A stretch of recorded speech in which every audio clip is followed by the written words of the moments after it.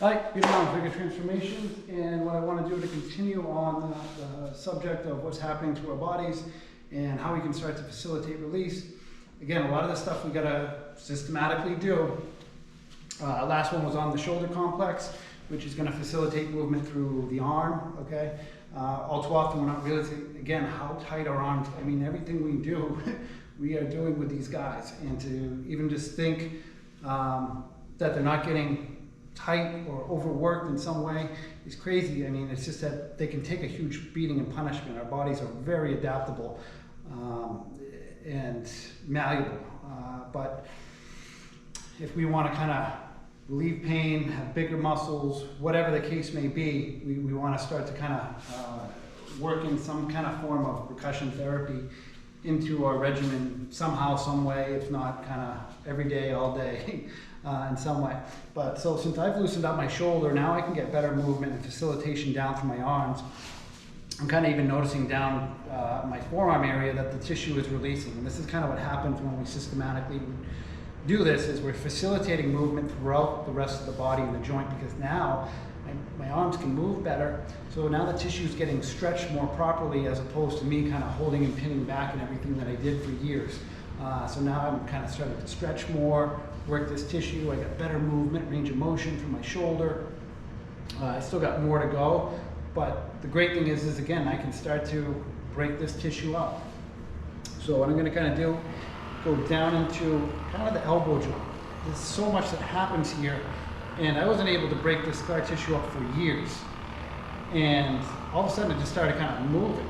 And you know, I've been sitting here with one of these things and kind of using my own hands for months, trying to figure kind of just really what happens to our body out. And you know, to my amazement, when my tissue's actually stretching when I'm out here using this stuff all the time.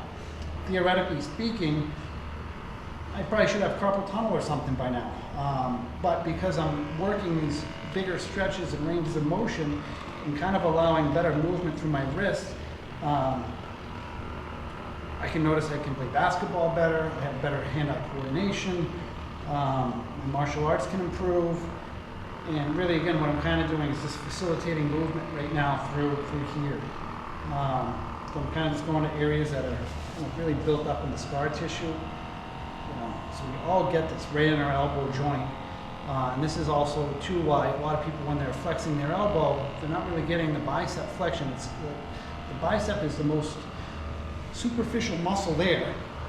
And so it depends, or I have to have enough space in between my joints in order for it to fire appropriately. All too often we're relying upon our secondary muscles, bicep aponeurosis, we'll draw blanks here on all the different ones, but there's so many that don't cross over. You know, our bicep comes from up here and over here and comes down our arm.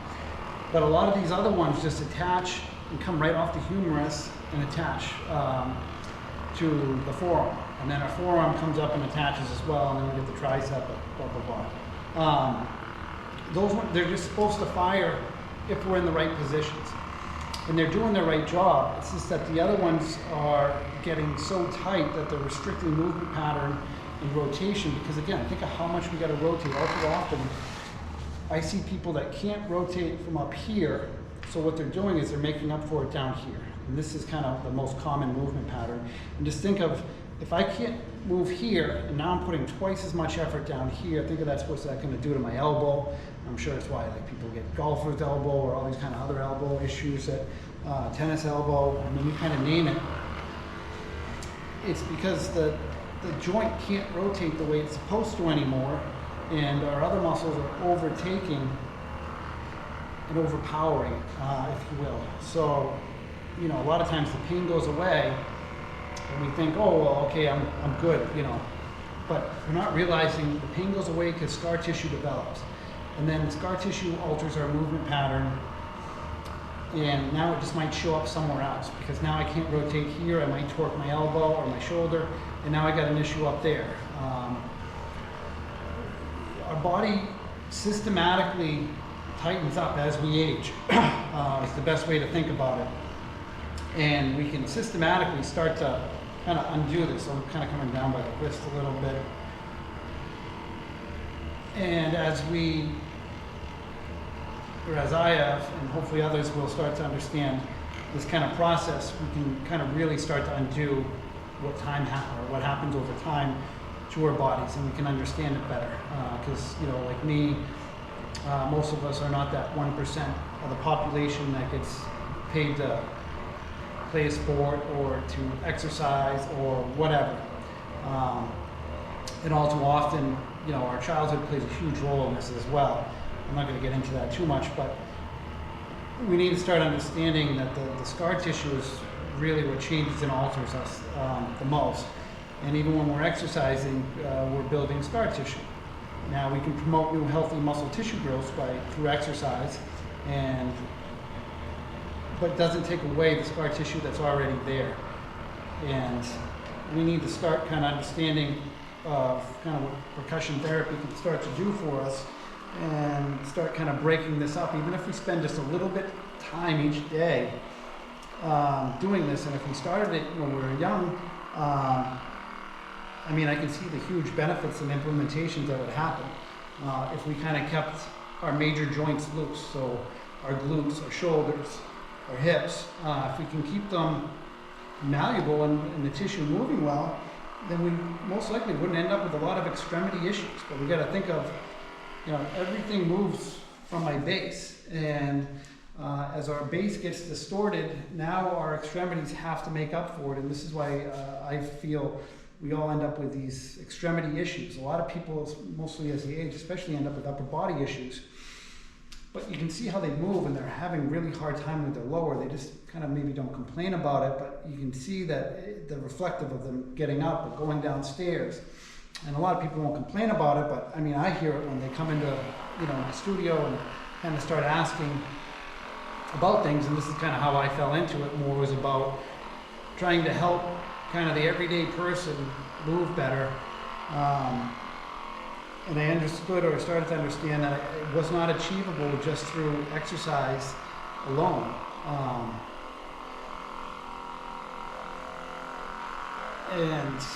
This is kind of one of the most affordable, easiest ways to do it. You can, purchase a gun for, ideally a good one for couple hundred bucks, and start kind of working on breaking up that tissue on your own. Again, it's just kind of knowing what to do and how to do it. I'm going to start to offer some classes and whatnot, which I think is going to be kind of helpful. I know, Hypervolt had come out with videos and stuff, but I know a lot of people, they don't even read the instructions on a lot of things. And a lot of people do better kind of reading or seeing in person and understanding it better too. And all too often, I think with a lot of the videos, we're not spending enough time in certain key spot areas. It's kind of hitting all over, which, don't get me wrong, is going to help, but it's not going to break up that deep scar tissue that we got in our arms. And the big thing is just kind of trying to find out what is the tightest muscle or kind of tightest area in my arms. So, I'm noticing a lot of stuff here. I was kind of working on the biceps a little bit, just again to stretch. Now, if I was smart about this and wasn't talking so much, I would have been doing it from something like this.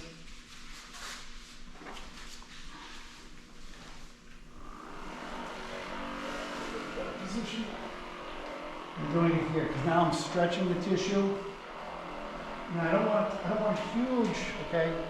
Again, if you're strong enough in my hands, relatively good now, you can see the indentation right here. I'm going to work this area right here.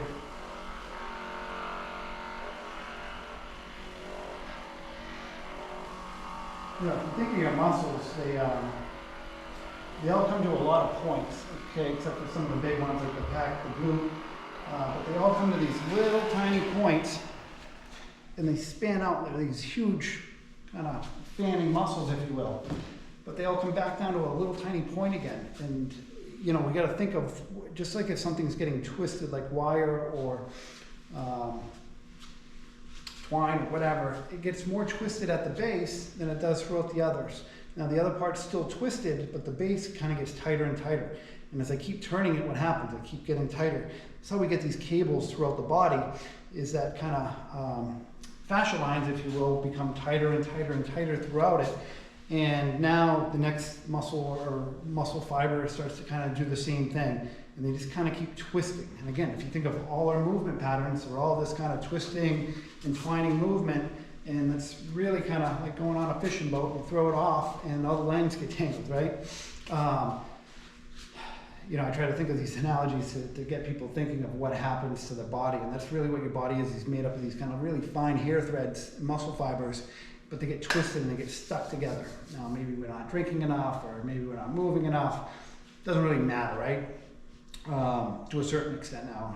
The more we start to do those things, now we start to kind of loosen the fascia line and start moving. But what else can we start to do to kind of promote better movement? And that's with the percussion therapy. As far as I know, it's kind of the best thing, and again, I've been trying it all. Hopefully you found this helpful. I'm going to do a real quick one on kind of the neck and what happens. And yeah, next video's neck.